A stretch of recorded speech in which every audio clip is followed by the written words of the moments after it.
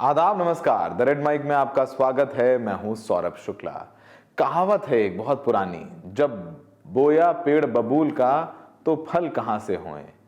तो यही कहावत लागू होती है हिंदू संगठन के कार्यकर्ताओं पर, जिन्होंने उत्तर प्रदेश के बरेली शहर में एक नर्सिंग छात्रा की बर्थडे पार्टी में घुस करके हंगामा किया, मारपीट की। क्योंकि उसकी बर्थडे पार्टी में कुछ मुस्लिम दोस्त उस नर्सिंग छात्रा ने बुलाए हुए थे। आपने वो वीडियो देखा होगा। हमने भी उसके ऊपर 2 दिन पहले कहानी की थी और तमाम जगहों पर ये खबर छपी और ये हिंदू संगठन के लोग घुस गए अचानक, तमाम धार्मिक नारे लगाए। वीडियो में दिखाई भी दे रहा है कि ये जो मुस्लिम युवक थे उनको चांटे मारते हुए नजर आए।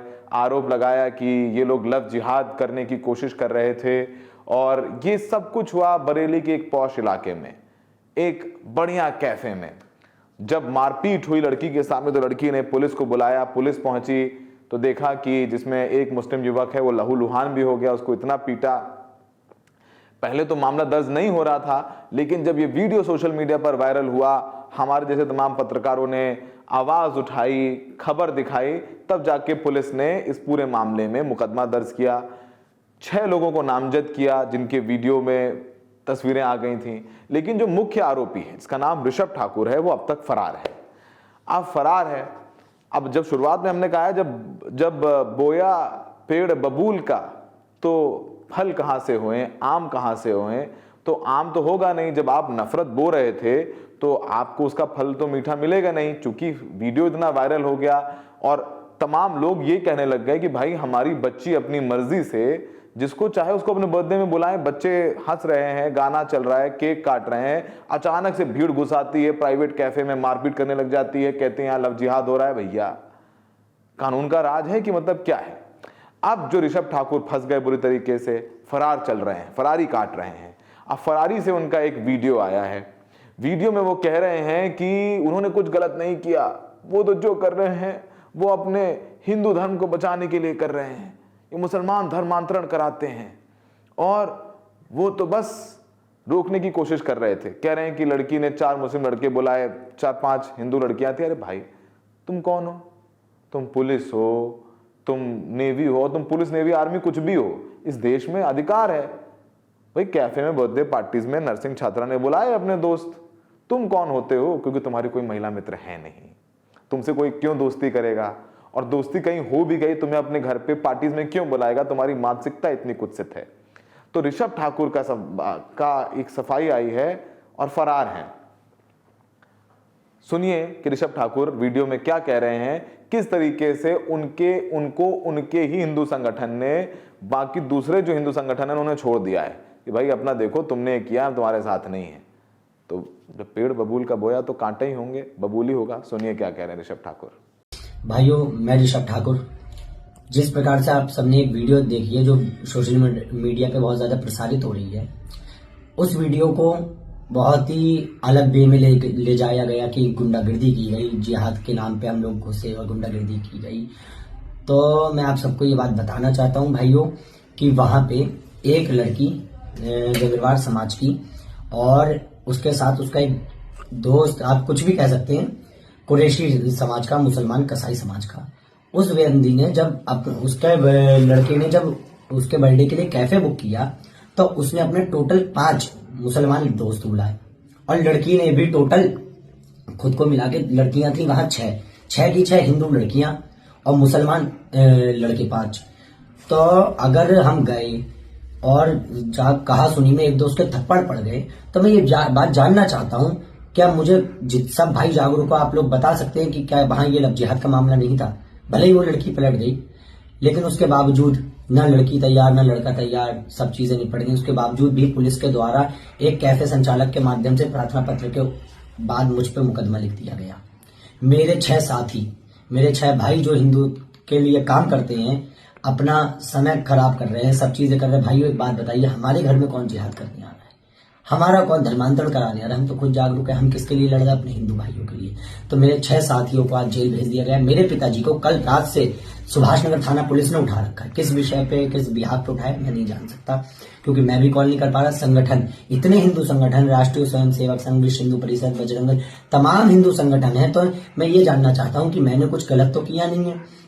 आप खुद बताइए, बांग्लादेश में तो क्या क्या हालत कर दी जा रही है, सोते हुए घरों में घुस जाया जा रहा है, तलवार से मारा जा रहा है, बहनों के किसी की नस काट दी जा रही है, किसी का हाथ काट दिया जा रहा है, किसी को जिंदा चौराहे पे जला दिया जा रहा है। और जिहाद जो ये लोग बरेली में कर रहे हैं या यूपी में कर रहे हैं, इंडिया हिंदुस्तान के अंदर कर रहे हैं, अगर हमने इनसे कुछ कह दिया, कर दिया, तो हमने क्या गलत कर दिया? हम अपने समाज को, अपने धर्म को बचा रहे हैं और ऊपर से हम ही पे कार्रवाई कर दी जा रही है। तो मेरा हाथ जोड़कर विनम्र अनुरोध है माननीय प्रदेश के यशस्वी मुख्यमंत्री आदरणीय श्री योगी आदित्यनाथ जी से कि इसमें एक विधिक पूर्वक उचित कार्रवाई करवाने का कष्ट करें। महान कृपा होगी आपकी श्रीमान। मैं बिल्कुल गलत नहीं हूँ, जहां वहां जो था वो मैंने आपको सबको बताया। कोई अगर ये बात पूरी जानना चाहेगा तो मेरे पास जितने एविडेंस है मैं सारे उन्हें प्रूव भी कर दूंगा, दे भी सकता हूँ, सारी चीजें हैं। तो आपने ऋषभ ठाकुर को सुना। इस पूरे मामले ने कई सवाल पैदा किए।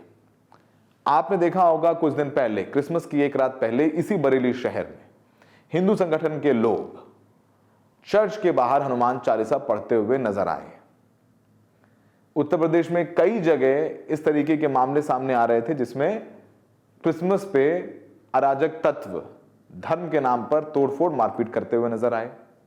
और उसके बाद एक प्राइवेट बर्थडे पार्टी में ये सब कुछ हो गया। तो सवाल उठने लाजमी है।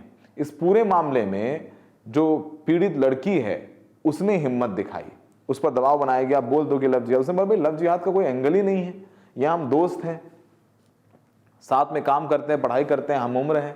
दोनों जन्मदिन पे क्या मुस्लिम दोस्तों को नहीं बुला सकते? क्या मतलब मुसलमान से दोस्ती करना अपराध है? या किसी से भी, किसी मुसलमान के लिए हिंदू से दोस्ती करना अपराध है या ईसाई से दोस्ती करना अपराध है? नहीं है। आप मॉरल पुलिसिंग करते हैं।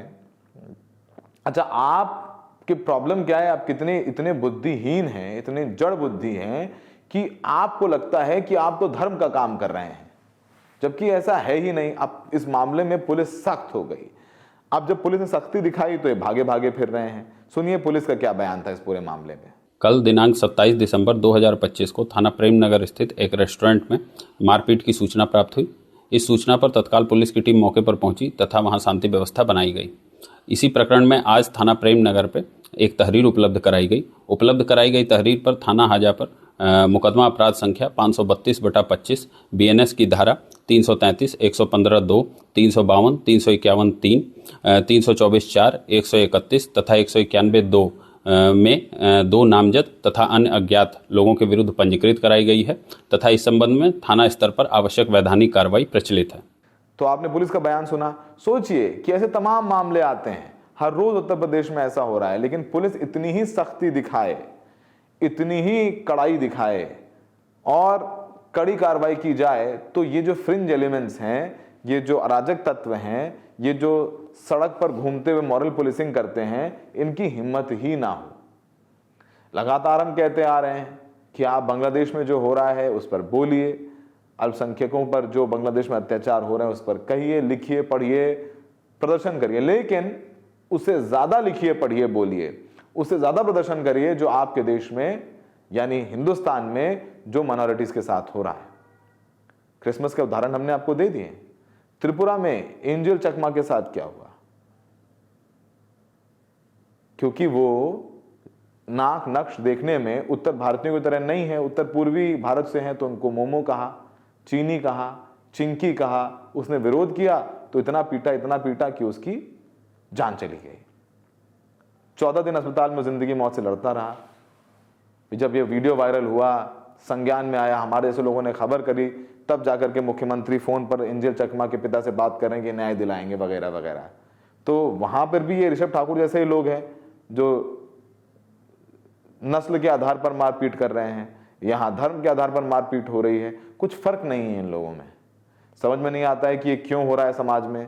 क्या बेरोजगारी बढ़ गई है, या इनको पैसे मिलते हैं, या किस चीज से मोटिवेशन आता है? उनको लगता है कि शायद ये सब चीजें करेंगे तो आगे राजनीति में बढ़ेंगे, टिकट मिल जाएगा, विधायकी लड़ जाएंगे।